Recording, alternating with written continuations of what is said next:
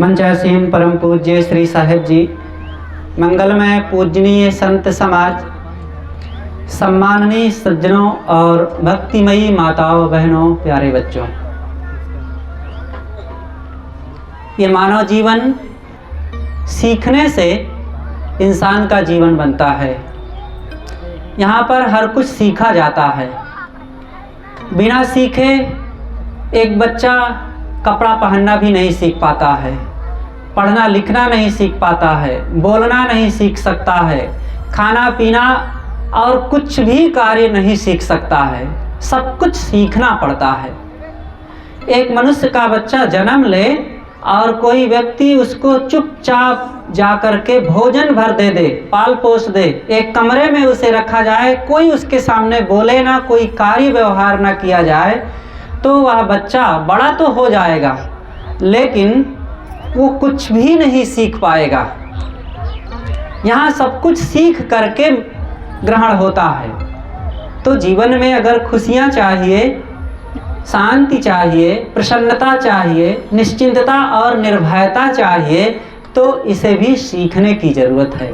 और ये सबको सीखने के लिए सत्संग ही एक स्थल है। आइए मैं आप लोगों को 4 बातें बताता हूँ जो हम सब के लिए अत्यंत आवश्यक है। इन 4 बातों में 2 बातें त्यागने की है और 2 बातें ग्रहण करने की है।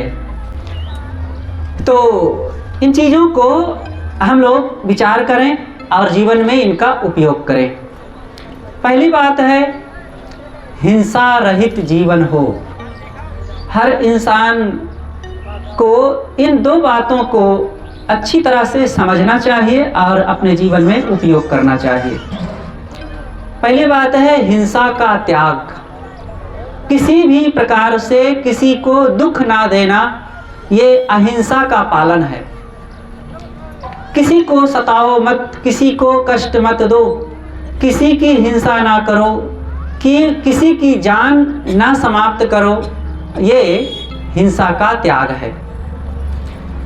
ये मानव जीवन हमें मिला हुआ है, इसमें अहिंसा व्रत सबको कुछ ना कुछ अपनाना चाहिए। किसी जीव को सताओ मत।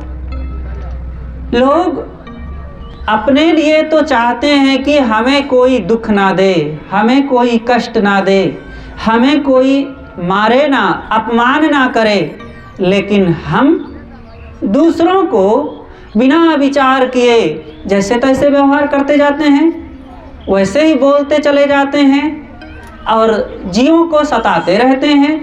इन बातों पर थोड़ा भी ध्यान नहीं दिया जाता कि हमारे जीवन में प्राणियों के साथ, लोगों के साथ कैसे बर्ताव करना चाहिए। हिंसा रहित जीवन बनाओ। किसी भी प्रकार से किसी को दुखी ना बनाओ, सताओ मत। जीव मत मारो बापुरा, सबका एक प्राण। हत्या कबहू न छूटी है, जो कोटिन सुनो पुराण। किसी भी जीव को सताओ मत, जीव मत मारो बापुरा। हे भाई, इन बेचारे जीवों को, इन प्राणियों को दुख मत दो। अगर आप दुख देते हैं तो आपको दुख मिलेगा। अगर हम किसी को सताएंगे तो हमारे सताने के लिए भी कोई ना कोई मिल जाएगा। अगर दुख नहीं चाहते हैं तो दुख देना बंद कर दें। अगर हम दुख देंगे तो फिर दुख पाने से, दुखी होने से भी नहीं बच पाएंगे। इसलिए किसी जीव को कभी ना सताओ। और जीव को सताने के कई तरीके हैं। लोग केवल छुरी डंडा से, लाठी से, चाकू से, बंदूक से किसी को दुख देते हैं, ऐसी बात नहीं है। ऐसा भी होता है, लोगों को दुख दिया जाता है, लेकिन इसके साथ साथ लोग बोल करके भी तो दुख देते हैं। किसी को केवल ऐसा ही नहीं है कि लाठी से मारा जाए तभी उसको चोट लगती है। अरे लाठी से ज़्यादा तो बोल करके भी लोगों को दुख दिया जाता है ना। बोल तो अमोल है, जो कोई बोले जान। ये तराजू तौल के तब मुख बाहर आन। ये वाणी अनमोल होती है, इसलिए बहुत संभाल करके बोलो। अपने अपने घरों में पिता के साथ कैसे बोलना चाहिए, भाई से कैसे बोलना चाहिए, सास से कैसे बोलें और बहू से कैसे बोलें। एक दूसरे का सम्मान, आपकी वाणी में प्रेम हो, सम्मान हो, हमदर्दी हो और एक दूसरे का सम्मान भरे वचन अगर हम उपयोग करते हैं तो निश्चित ही घर में खुशहाली रहती है, खुशहाली आती है। लेकिन लोग इन चीज़ों को ना संभाल करके वाणी की कटुता चारों तरफ फैलाते रहते हैं। तो मैं कह रहा था कि हिंसा ना करो, और हिंसा करने के लिए कई साधन हैं और उसका सबसे ज़्यादा प्रहार होता है वाणी के द्वारा। लाठी डंडा का जो दुख होता है उतना कष्टकर नहीं जितना कि वाणी से बोला गया दुख कष्टकारक होता है। इसलिए सबको मीठा बर्ताव करना चाहिए, एक दूसरों से मीठी वाणी बोलो। और दूसरी बात मैं कह रहा था, दुर्व्यसन रहित जीवन, हिंसा रहित जीवन हो, एक तो ये बात हो गई। दूसरी बात है कि दुर्व्यसन रहित, व्यसन आदत, वो आदत जिस आदत से हम खुद विवश हो जाते हैं, लाचार हो जाते हैं और हमारे घर में तबाही आ जाती है, धन की, बीमारी की और एक दूसरों में कलह की और आपस में कुसंस्कारों की। इसलिए अच्छे संस्कार घरों में आना, बाल बच्चों में आना, बेटियों में, बहुओं में आना, ये बहुत आवश्यक है। ये संस्कार के अभाव में चारों तरफ त्राही फैला हुआ है और इन बातों को ना समझने से ही घर परिवार समाज बिगड़ता चला जा रहा है। छोटे छोटे बच्चे भी जो बाहरी चीज़ों के बारे में तो बहुत कुछ सीख लेते हैं, लेकिन घर परिवार में व्यवहार कैसे निभाना चाहिए, एक दूसरों के साथ बर्ताव कैसे करना चाहिए, इन चीज़ों को नहीं सीख पाते हैं। इन बातों का बर्ताव नहीं किया जाता है। इसलिए दुर्व्यसन का त्याग करें।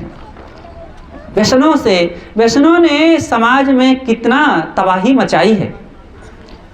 लोग, अच्छे अच्छे घरों के लोग जब दुर्व्यसनों की आदत पड़ जाती है तो अपने जीवन को चौपट कर डालते हैं। बड़े अच्छे होते हैं।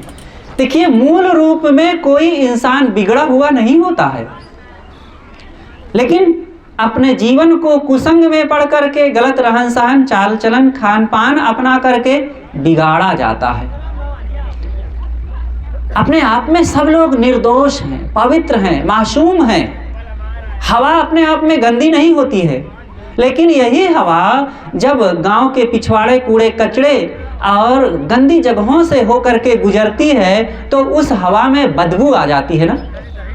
लेकिन यही हवा जब फूल फुलवारियों से, सुंदर वनस्पतियों की ओर से गुजरती है तो उसी हवा में सुगंध आ जाती है, सुवास आ जाती है और दूर बैठे हुए लोगों को भी लगता है हा बहुत अच्छी हवा, बड़ी सुवास आ रही है।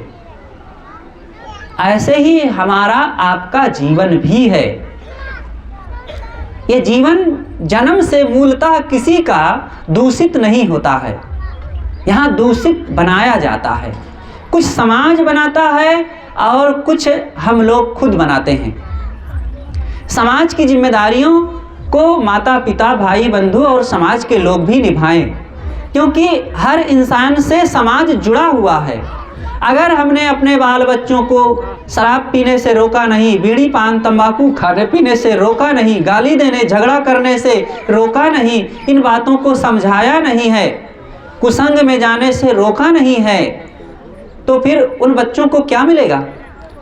जो अपने आप सीख रहे हैं वही तो पाएंगे ना। इसलिए दुर्व्यसन का त्याग करो।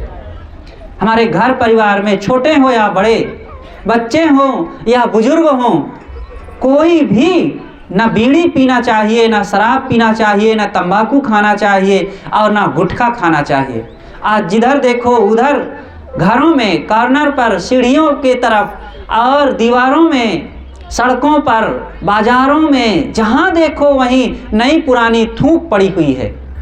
और इससे केवल वे खाने पीने वाले ही नहीं दुखी होते हैं, सब लोग प्रभावित होते हैं। इन चीज़ों को खा खा करके उसकी गंदगी फैलाते हैं, थूकते हैं, कितनी चारों तरफ उसका प्रभाव जाता है, टीबी जैसे भयंकर रोग होते हैं और अनेक प्रकार के रोग, पैसे तो बर्बाद होते ही हैं। वो दूसरे बच्चे यही सीखते हैं कि ज़रूर इसमें कुछ आनंद होता होगा, चलो हम भी ज़रा देखें खा करके, और ऐसे समाज बिगड़ता है। और इसको ये थोड़ा सा मत समझिए, जैसे एक आग की चिंगारी पूरे घर को ही नहीं गांव को जलाने के लिए पर्याप्त होती है, वैसे छोटा सा दुर्व्यसन पूरे समाज को नहीं पूरे राष्ट्र को बर्बाद करने के लिए पर्याप्त होता है। आज हमारे देश का लगभग 30% संपत्ति इन तमाम प्रकार के दुर्व्यसनों को तैयार करने में और तैयार होने के बाद जो लोग ग्रहण करते हैं और उसका खामियाजा जो भुगतते हैं, उसके मिटाने में 30% संपत्ति उसी में नष्ट हो रही है। इसलिए सज्जनों और देवियों, इस समाज को अगर सुखी बनाना है, स्वयं को अगर सुखी बनाना है, अगर धन से भी कुछ संपन्न बनना है, शरीर से भी स्वस्थ बनना है और मन से प्रसन्न तथा निश्चिंत बनना है, तो इन दुर्व्यसनों का त्याग करो। ये आपकी बनाई हुई अपनी बहुत बड़ी बीमारी है। किसी ने आपके ऊपर लाद नहीं दिया है, आपने खुद बनाया है। वस्तुतः कोई भी तकलीफ है, कोई भी गंदी आदत है, कोई भी मनोविकार है, कोई भी दुख है, वो सब हमारा बनाया हुआ है। लेकिन बनाते हैं हम और भोगते हैं हम और शिकायत तथा दोषारोपण करते हैं दूसरों पर। ये कैसी हमारी गंदी सोच और गलत विचार का परिणाम। हमने कभी इसी कारण से इन सब का त्यागने के लिए सोचा ही नहीं। इसलिए दुर्व्यसन मुक्त जीवन और समाज बनाने का प्रयास करो। ये दुर्व्यसनों ने हमारे समाज तथा परिवार में बहुत बड़ा आतंक फैला है। एक आतंकवादी आकर के जितना एक शहर में या किसी स्थान में, किसी गांव में नहीं तबाही और आतंक फैलाता, उससे ज़्यादा ये दुर्व्यसनों ने चुपके से घुस करके इस समाज तथा परिवार में रोज रोज अस्थायी रूप से नासूर की भांति हम सबको खोखला बना रहे हैं और बर्बाद कर रहे हैं, कंगाल बना रहे हैं। इसलिए सारे दुर्व्यसनों का त्याग करो, इनको छोटा मत समझना। एक सांप का छोटा सा बच्चा होता है, अगर किसी को काट लिया तो उसके मरने के लिए, प्राण लेने के लिए वो पर्याप्त होता है, छोटा मत समझना। विष की एक छोटी सी बूंद आपके भोजन में पड़ जाए तो क्या आप स्वादिष्ट पकवान व्यंजन को खाना चाहेंगे? आप जानते हैं कि एक छोटी सी बूंद हमारे एक थाल भरे हुए पकवान और व्यंजन में एक बूंद ही काफ़ी है जो हमारी जान लेने के लिए पर्याप्त है। इसी तरह बंधुओं, ये दुर्व्यसनों की भी बात है। इन सारे दुर्व्यसनों का त्याग करें। तीसरी चीज है कि सदाचारमय जीवन हो। सदाचार, सद आचार। सदाचार का मतलब ही होता है आपके जीवन में सारे सद्गुणों का आ जाना। झूठ ना बोलें, चोरी ना करें, दुराचार, पापाचार, व्यभिचार नहीं होना चाहिए और संतोषी जीवन बनाओ, भक्तिमय जीवन बनाओ, गुरु संतों से, सत्संग से जुड़ करके रहो और अपने कमाई में संतोष तथा प्रेम से घर परिवार में जीना सीखें। अपने भाई बंधुओं के साथ मिलजुल करके प्रेम, एकता, संगठन बनाए रखने की भी बुद्धि होनी चाहिए। हम लोगों की आदत बहुत खराब हो चुकी है। अपने ही घर में अपने ही लोगों के साथ लड़ लड़ करके जीते हैं। जैसे कुत्ते होते हैं, अपने ही पड़ोसी को सह नहीं पाते हैं, अपने ही साथियों को सह नहीं पाते हैं, ऐसे ही हम लोग हो गए हैं। एक कुत्ता था, वो बहुत कहीं भी जाए, अब कुत्ते की तो आदत होती है सबसे, नया अपरिचित किसी को देखे तो लड़ने लग गए। एक बार उस बुजुर्ग कुत्ते ने बहुत से कुत्तों को बुलाया और मीटिंग किया।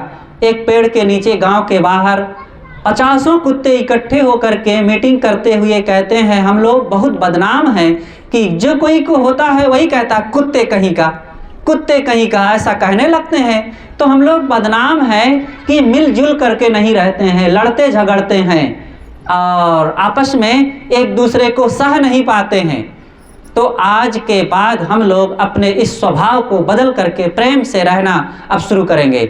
आज के बाद किसी को नहीं लड़ना है, सब मिल करके रहेंगे, मिल बांट के खाएंगे। यही संकल्प सब कर ही रहे थे, गले मिल ही रहे थे कि ऊपर पेड़ पर एक कौवा बैठा हुआ था। उसने देखा कि अरे कुत्ते और आपस का संगठन, प्रेम और एक दूसरे को मिलजुल करके रहना, ये कैसे संभव हो सकता है? लेकिन ये लोगों का इतना बड़ा संगठन हो रहा है, मीटिंग कर रहे हैं, जरा मैं पता तो लगाऊं। वो कौवा गांव में गया, एक बच्चा रोटी खा रहा था और उसके हाथ से रोटी छीन लाया और ऊपर बैठा पेड़ पर। अभी सभी कुत्ते गले मिल ही रहे थे, अपना सामगान कर ही रहे थे कि आज के बाद हम सब प्रेम से रहेंगे। सब लोग एक साथ बोलो, प्रेम से रहेंगे। और सब यही नारा लगा ही रहे थे कि ऊपर से कौवे ने रोटी गिरा दिया। और जैसे रोटी गिराया, कुत्तों ने देखा कि रोटी, और सारा उनका संकल्प भूल गया और टूट पड़े रोटी पर। और रोटी तो धूल धूर्षित हो गई और सब आपस में लड़ करके, कोई किसी का कान नोच डाला, किसी का पुट्ठा नोच डाला, किसी का पूंछ काट डाला, किसी का खोपड़ी नोच डाला और सब लहूलुहान हो गए। सोचिए, क्या हम लोगों का संकल्प भी ऐसा ही है? सब लोग सोचते हैं हम लोग भी धनी बन जाएं, स्वस्थ बन जाएं, प्रेम से रहें, संगठन से रहें, मेल मिलाप से रहें, लेकिन रह क्यों नहीं पाते हैं सज्जनों? इसके लिए जरूरत है त्याग की, सहनशीलता की, एक दूसरों को सहने की, एक दूसरों की थोड़ी थोड़ी गलतियों को भी सहने की आदत रखो।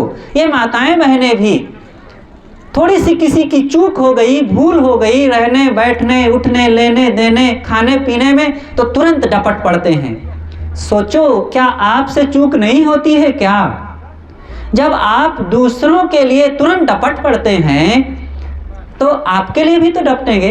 और यही दूसरों को सिखाते सिखाते कोई नहीं सीख पाता है और सब केवल लड़ने के आदती हो जाते हैं। अरे प्रेम से बोलना सीखो, सिखाना है तो प्रेम से बोलो, मीठा बोलो। देखिए, जब मीठा बोलेंगे तो दो फायदे होंगे। अगले के ऊपर आपकी बात प्रभावशाली होगी, अगला व्यक्ति आपकी बातों को रिस्पेक्ट करते हुए सुनेगा और सम्मान से स्वीकार कर लेगा, और आपके अंदर में कटुता की आदत नहीं आएगी। दो फायदे हो जाएंगे। लेकिन नहीं, आदत है झल्लाने की, चिड़चिड़ाने की, भड़बड़ाने की, कटु कहने की, बोलने की, और अगला व्यक्ति चिढ़ जाता है और अपना कड़कड़ कड़कड़ करने की आदत से अपना भी स्वभाव बिगाड़ लेते हैं। और ऐसे में पूरा समाज, पूरा परिवार और हर जगह कलह की आदत बन जाती है और सबका स्वभाव बिगड़ता है। इसलिए सज्जनों, सदाचारमय जीवन होना चाहिए। प्रेम, मेल मिलाप और भक्ति सत्संग का जीवन जिसका होता है वो सुखी। अंतिम बात मैं कहना चाहता हूँ कि आत्मज्ञान संपन्न जीवन हो। अपने को भी पहचानो। आप केवल खाते पीते, चलते फिरते, मकान में रहते, गाड़ी में चलते हुए एक केवल हड्डी मांस के ढांचे भर नहीं हैं। इस ढांचे के अंदर में एक ज्योतित आत्मा है, जिस आत्मा के रहने से यह ढांचा चलने फिरने, बोलने, हंसने लायक होता है। जब वो चीज निकल जाती है इस शरीर के अंदर से, तब इस ढांचे को क्या कहते हैं? डेड बॉडी, लाश। अब फिर कोई माँ नहीं कहता है, पिता नहीं कहता, भाई नहीं कहता है, कोई ये नहीं कहता है कि बेटा अभी लेटा हुआ है। कहते हैं भैया अब तो लाश पड़ी है, जल्दी ले चलो। क्यों लाश हो गई वो? अभी भी तो उतने वजन का है, अभी भी तो सारे अंग हैं, हाथ पैर, आँख नाक कान पेट पीठ सब कुछ तो है। लेकिन लाश क्यों कहते हैं? अब जलाने के लिए क्यों तैयार हो गए? जिस शरीर के लिए आप लाखों रुपए लगाने को तैयार हो रहे थे, कोई भी कुछ कर दे तो उससे लड़ने के लिए, कोर्ट कचहरी तक मामला पहुंचाने के लिए तैयार होते थे, आज उसी को अपने हाथों से फूंक दे रहे हैं। कारण क्या है? कारण यही है कि उसमें से एक कोई खास चीज निकल गई है। यंत्र बजावत हूँ सुना, टूट गया सब तार, यंत्र बेचारा क्या करे जब गया बजावन हार। ढोलक रखी हो और बजाने वाला हो तो जब मन होता है बजाने लगता है, हारमोनियम, तबला, आर्गन, कोई भी बाजा बजाने लगता है। लेकिन एक दिन बजाने वाला चला जाता है और बाजा के तार टूट जाते हैं, फिर क्या बाजा बजता है? नहीं बजता। ऐसे शरीर भी तो है, इसके अंदर बजाने वाला बैठा हुआ आत्मा है, तो कभी वो कान से, तो कभी हाथ से, पैर से, नाक से और अंग अंग से कुछ क्रिया करता है, कुछ अपनी एक्टिविटीज दिखाता है, हलचल होती है, चलता फिरता, बोलता, हंसता, रोता, लेता देता है। तो बाजा बजा रहा है ना, वही चला गया। वही कौन है? आत्मा, वही आप हैं। इसलिए सज्जनों, अपने आप को पहचानो, आप शरीर नहीं हैं। शरीर तो आजकल में ख़त्म होने वाली चीज़ है। रोज़ रोज़ ये बूढ़ा हो रहा है और रोज़ रोज़ उतार चढ़ाव आता है, कभी मोटा कभी पतला हो जाता है, और यही कभी गोरा और कभी काला, और इसके अनेक स्वभाव समय समय से प्रकट होते हैं। लेकिन आत्मा स्थिर, नित्य, अविनाशी, सत्य, चेतन है, और वही आप हैं। वो कभी मरता नहीं है। वो स्त्री और पुरुष नहीं होता है, वो बेटा और बेटी नहीं होता है, वो पति और पत्नी नहीं होता है। इसलिए उस अस्थाई चीज़ को पहचानो, और इस बात को जब आप समझेंगे तब आपके मन से भ्रम मिटेगा, दुख मिटेगा, क्लेश मिटेंगे, शोक संताप मिटेगा, और आप निश्चिंत होकर के थोड़ी थोड़ी दुख तकलीफों को भी इग्नोर करते हुए प्रसन्नता की जिंदगी जी सकेंगे। इसलिए आत्मज्ञानी बनो, और आत्मज्ञानी बनने के लिए कोई विश्वविद्यालय, कॉलेज, शिक्षण संस्थान और कोई कोचिंग सेंटर नहीं है। इसके लिए संतों, साधकों, ज्ञानियों की संगति और सत्संग में जाना तथा स्वयं अपनी जगहों में बैठकर मनन चिंतन जब करेंगे तब ये बात समझ में आएगी। इसलिए हर नर नारी को आत्मज्ञानी बनने की दिशा में काम करना चाहिए, और सुख शांति की तरफ आगे बढ़ करके जीवन को ऐसा कुछ जियो कि आप ज्यों ज्यों दिन बीते प्रसन्नता, शांति, निश्चिंतता बढ़ती जाए। और नहीं ये काम नहीं होगा, धन बढ़ेगा, घर बढ़ेगा, जमीन बढ़ेगी, लेकिन आपके अंदर की पीड़ा भी बढ़ेगी, शोक भी बढ़ेगा, क्लेश भी बढ़ेगा, और चिंता करते करते ही मरना होगा।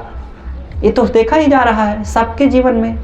इसलिए धन कमाने के साथ साथ धर्म भी कमाओ, शांति भी कमाओ, सदाचार भी कमाओ। तो मैंने 4 बातों को आप लोगों के सामने प्रस्तुत किया कि हिंसा रहित जीवन, दुर्व्यसन रहित जीवन, भक्तिमय जीवन, आत्मज्ञानी जीवन। इनको जो अपने जीवन में अपनाएगा, निश्चित है उसका जीवन क्रमशः उत्तरोत्तर आगे बढ़ता जाएगा, वो सुखी होता जाएगा। अपनी बातें मैं यहीं पर समाप्त करता हूँ। हमारे बीच परम पूज्य श्री साहेब जी विराजमान हैं। आपसे मैं करबद्ध निवेदन करता हूँ कि अपने ज्ञान गंभीर विचारों से हम सबको लाभान्वित करने की कृपा करें। बोलिए सद्गुरुदेव की जय।